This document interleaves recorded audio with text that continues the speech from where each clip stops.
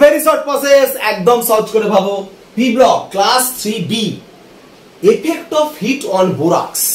আমরা আগের দিন বোরাক্স নিয়ে আলোচনা করছিলাম, তার এটা পরের পার্ট নিয়ে আলোচনা করছি যে বোরাক্সকে যদি আমরা হিট দিই কি হবে। দেখো, বোরাক্সের ফর্মুলা হচ্ছে Na2B4O7 10H2, সবাই জানো। যখন আমরা হিট দেব না, এই H2ওটা কিন্তু আস্তে আস্তে বেরোতে থাকবে। বেরোনোর পর কি হবে? অ্যানহাইড্রাস বোরাক্স তৈরি হবে, মানে জল ছাড়া বোরাক্স। কিন্তু যখন জলটা বেরোবে না, তখন দেখবে খইয়ের মতো চরবর চরবর করে লাফিয়ে ফুলের মতো উঠছে, ঠিক আছে? এটা তার অ্যাপিয়ারেন্স দেখতে পাবে। যদি তুমি একে আবার ফার্দার হিট করো, তাহলে তৈরি হবে 2NaBO2 প্লাস B2O3, এইটা তৈরি হবে। এবং যখন এটা তৈরি হবে, তখন দেখতে পাবে একদম ট্রান্সপারেন্ট যে গ্লাস হয়, মানে স্বচ্ছ কাঁচ, তার মধ্যে একটা গুটি তৈরি করবে। বুঝে গেল? এইভাবে বোরাক্সকে হিট করলে এই ঘটনাটা ঘটতে পারে। তো এই যে আমরা এফেক্ট অফ হিট শিখলাম, সেটার জন্য মোস্ট ইম্পর্টেন্ট একটা টপিক আছে, সেটা হচ্ছে বোরাক্স বিট এক্সপেরিমেন্ট, যেটা নেক্সট পার্টে দেখো। বোরাক্স বিট টেস্ট এটা কিসের জন্য ব্যবহার হয়? যে কোনো মেটালিক সল্টের আইডেন্টিফিকেশনের জন্য ব্যবহার হয়।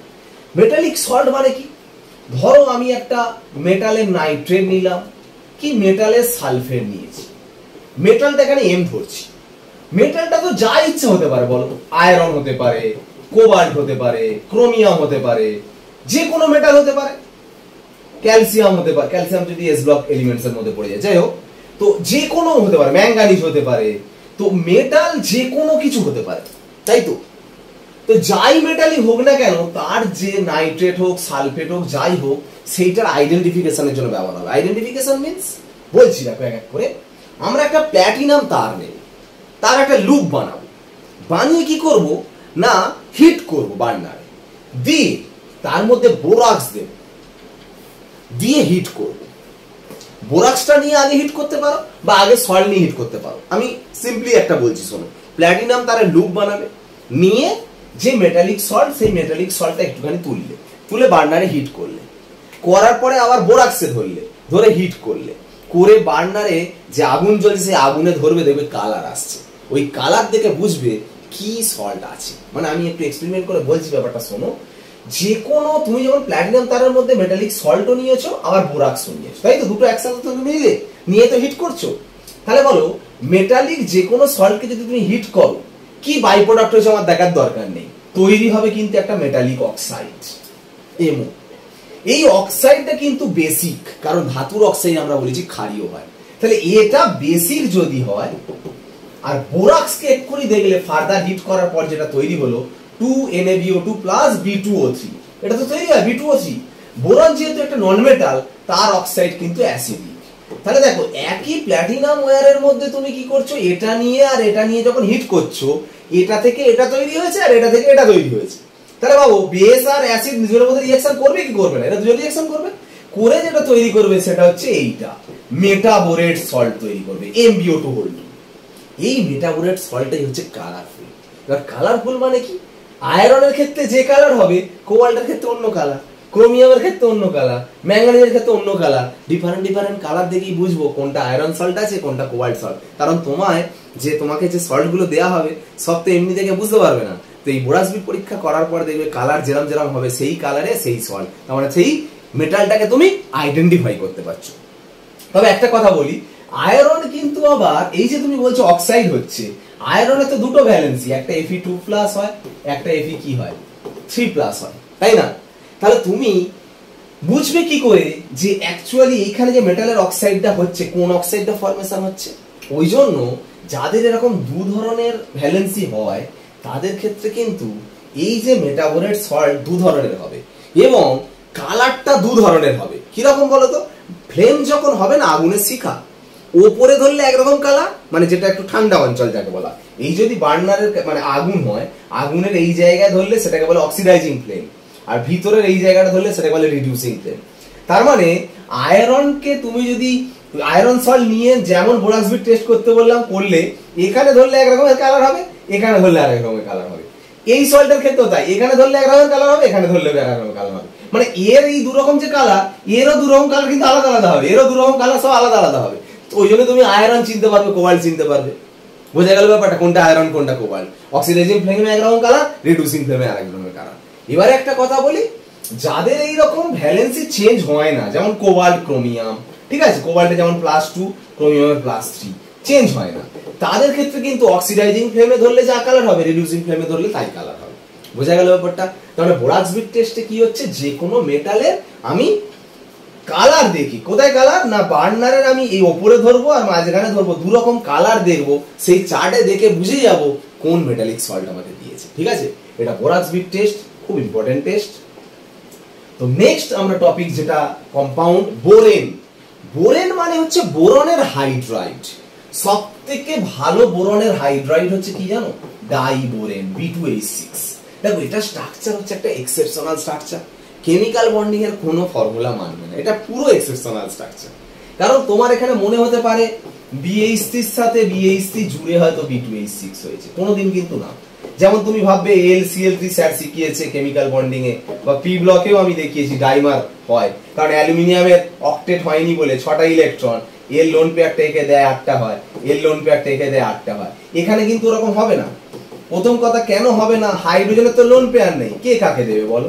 এই বোরনের অক্টেট ফিল আপ হয়নি বলে এই হাইড্রোজেন লোন পেয়ার যে দেবে, হাইড্রোজেনের কি লোন পেয়ার আছে? তাহলে এইভাবে কিন্তু হবে না, ডাইমার নয় কিন্তু অ্যাকচুয়ালি। B2H6 একটু অন্য কায়দায় স্ট্রাকচার হয়, ঠিক আছে, সেটা একটু জানতে হবে। দেখ বোরন 2s2 2p1 এর ইলেকট্রন কনফিগারেশন, তো এক্সাইটেড স্টেটে গেলে একটা ইলেকট্রন এখানে গেল, যাওয়ার পর এইরকম হলো ইলেকট্রন কনফিগারেশন। অ্যাকচুয়ালি দেখো spp sp2 হওয়ার কথা, কিন্তু এখানে যে হাইব্রিডাইজেশনটা হয় সেটা হচ্ছে sp3, মানে বোরনের 4টে হাইব্রিড অরবিটাল, 4টে sp3 অরবিটাল, দুটো বোরনেরও সেম কেস। ঠিক আছে, এবারে কি হচ্ছে, তিনটেতে দেখো ইলেকট্রন আছে, একটাই ফাঁকা, এখানে ইলেকট্রন আছে, এখানে ইলেকট্রন আছে, এখানে ইলেকট্রন, এটা ফাঁকা, আর এর ইলেকট্রন এখানে ইলেকট্রন এখানে ইলেকট্রন।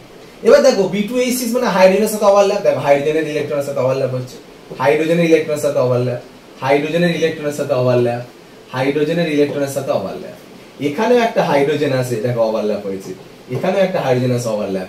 এই ওভারল্যাপ আর এই ওভারল্যাপের মধ্যে ডিফারেন্স দেখো, এখানে দুটো অরবিটাল দুটো ইলেকট্রন, এখানে দেখো তিনটে অরবিটাল দুটো ইলেকট্রন, কারণ এর ইলেকট্রন আছে এর ইলেকট্রন আছে, এর তো ইলেকট্রন নেই, আবার এর আছে এর নেই। তার মানে এখানে তিনটে অরবিটাল দুটো ইলেকট্রন, মানে এটা স্পেশাল টাইপ অফ বন্ড, যে বন্ডের নাম হচ্ছে 3C2E বন্ড। এবং এই বন্ডটাকে আমরা কিরকম ভাবে দেখাবো শোনো, বন্ডটাকে অ্যাকচুয়ালি দেখাবো এই রকম ভাবে, তার কারণ এটার সাথে এটার একটা রিপালশন কাজ করে, তার জন্য একটু এরকম বেঁকে থাকে, যেটাকে হাইড্রোজেন ব্রিজ বন্ড, হাইড্রোজেন সেতু বন্ধন বলে, বা ব্যানানা বন্ড বলে। বুঝা গেল?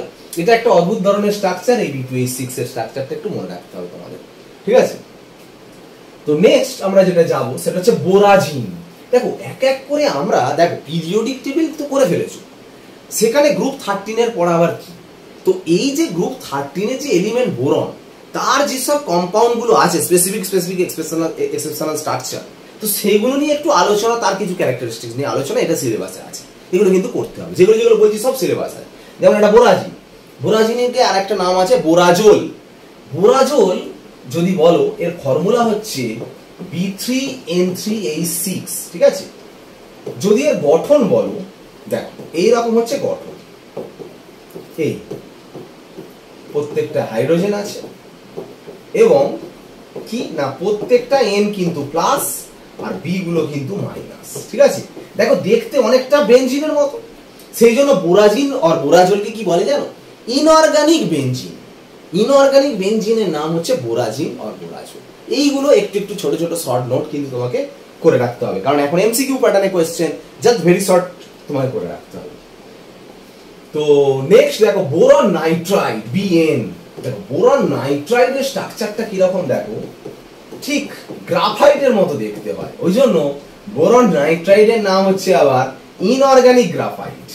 বোরন নাইট্রাইডের নাম হচ্ছে ইনঅর্গানিক গ্রাফাইট। দেখো প্রত্যেকটা অল্টারনেট BN আছে, BN। ঠিক আছে, অল্টারনেট দেখো প্রত্যেকটা এরকম ভাবে আছে, ওকে, BNB কি না এরকম ভাবে আরো আছে, আমি একটা জাস্ট আমি প্লেন আঁকলাম, এরকম অনেক প্লেন ছড়িয়ে আছে, মানে অনেক বড় স্ট্রাকচার। তো এরকম ভাবে থাকবে, এগুলো ডবল বন্ড এরকম ভাবে থাকবে, এই দিকে আর উল্টো দিকে এরকম ভাবে থাকবে। ঠিক আছে, তো প্রত্যেকটা এখানেও তাই, N গুলো প্লাস B গুলো মাইনাস, N গুলো প্লাস B গুলো মাইনাস। ঠিক আছে, এরকম ভাবে একটা বড় স্ট্রাকচার হয় যেটা গ্রাফাইটের মতো দেখতে, বোরন নাইট্রাইট। এবং এই জন্য এটাকে বলা হয় অজৈব গ্রাফাইট, ইনঅর্গানিক গ্রাফাইট বলে বোরন নাইট্রাইটকে। ঠিক আছে, তো নেক্সট আরেকটা জিনিস বললেই কমপ্লিট হবে, বোরন পরিবার অর্থাৎ গ্রুপ 13 কিন্তু আমরা কমপ্লিট করব। এবার গ্রুপ 14 এর কিছু এ নিয়ে আমরা নেক্সট ক্লাসে আলোচনা করব। তো আইডেন্টিফিকেশন অফ বোরাক্স, দেখো বোরাক্স হচ্ছে Na2B4O7। তাতে আমি যখন কোনো অ্যাসিড দেবো, সালফিউরিক অ্যাসিড ধরে দিলাম, তো সালফিউরিক অ্যাসিড দিলে কি হবে, তো সোডিয়াম SO4 এর সঙ্গে রিঅ্যাকশন করে Na2SO4 তৈরি করবে, সল্ট হয়ে তলায় পড়ে থাকবে, আর এই H আর এই এইটার সঙ্গে বিক্রিয়া করে যেটা তৈরি করবে সেটা হচ্ছে বোরিক অ্যাসিড। এটা কিন্তু খুব ইম্পর্টেন্ট রিঅ্যাকশন, যে বোরাক্স থেকে বোরিক অ্যাসিড করো, কোনো অ্যাসিড দিলে কিন্তু তৈরি হয়ে যাবে।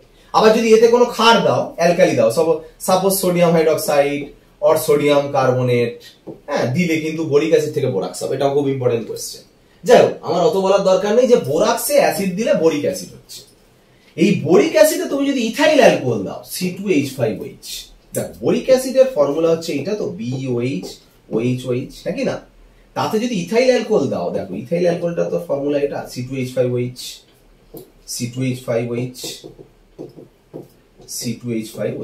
ঠিক আছে? তিনখানা ইথাইল অ্যালকোহলের সঙ্গে রিঅ্যাকশন করে, দেখো তিনটে জল বেরিয়ে যায়, তিনখানা জল বেরিয়ে যায়, গেলে কি হবে, বি এর সঙ্গে দেখো OC2H5, তার মানে যে যৌগটা তৈরি করবে BOC2H5 এই কম্পাউন্ডটা তৈরি করে। এইটা যদি মানে আগুনে জ্বালাও, মানে আমি বলতে চাইছি সালফিউরিক অ্যাসিড দেবে, দিয়ে ইথাইল অ্যালকোহল দেবে, দিয়ে যে সলিউশনটা হবে তাতে শুধু একটা দেশলাই কাঠি দিয়ে আগুন জ্বালিয়ে দাও, দিলে দেখবে গ্রিন আগুন জ্বলছে, সবুজ আগুন জ্বলছে। এটা প্র্যাকটিক্যাল করে দেখতে পারো। ঠিক আছে, বোরাক্স নাও, নিয়ে সালফিউরিক অ্যাসিড দাও, দিয়ে বোরিক অ্যাসিড হবে, মানে একসাথেই করে ফেলবে। বোরাক্স নেবে, নিয়ে সালফিউরিক অ্যাসিড দিয়ে ভালো করে পেস্ট করবে, পেস্ট করে তাতে ইথাইল অ্যালকোহল দেবে, দিয়ে একটা আগুন ধরিয়ে দাও, দেখবে সবুজ আগুন জ্বলছে। ঠিক আছে, তাহলে আইডেন্টিফিকেশন অফ বোরাক্স মানে তুমি সালফিউরিক অ্যাসিড দিচ্ছ, ইথাইল অ্যালকোহল দিচ্ছ, সবুজ আগুন। যদি বলে বোরিক অ্যাসিডের আইডেন্টিফিকেশন করো, তখন কিন্তু এইটা তো হয়ে আছে, তাহলে তখন সালফিউরিক অ্যাসিড দিতে লাগবে না, তখন শুধু ইথাইল অ্যালকোহল দিয়ে জ্বালালেই সবুজ আগুন জ্বলবে। বোঝা গেল ব্যাপারটা? তো এই পি ব্লকের গ্রুপ 13 এলিমেন্ট সম্পর্কে যা যা আছে পুরোটা বললাম। তো নেক্সট আমরা দেখো গ্রুপ 13, গ্রুপ 14 নিয়ে পি ব্লক 11 সিলেবাস। এখন MCQ কোশ্চেন ভালো করে প্র্যাকটিস করতে হবে, এইগুলো শর্ট নোটস কিন্তু জানতে হবে তোমাদের। তো আমরা পরের দিনের ক্লাসে কিন্তু গ্রুপ 14 এর উপরে কিন্তু ডেপথ আলোচনা করব। ঠিক আছে, তো পি ব্লকটা ভালো করে করো, অবশ্যই স্মার্টলি করো। তো নেক্সট ক্লাস নেক্সট দিনে করা হবে। আজকের ক্লাস এখানেই শেষ করলাম। ওকে, বাই।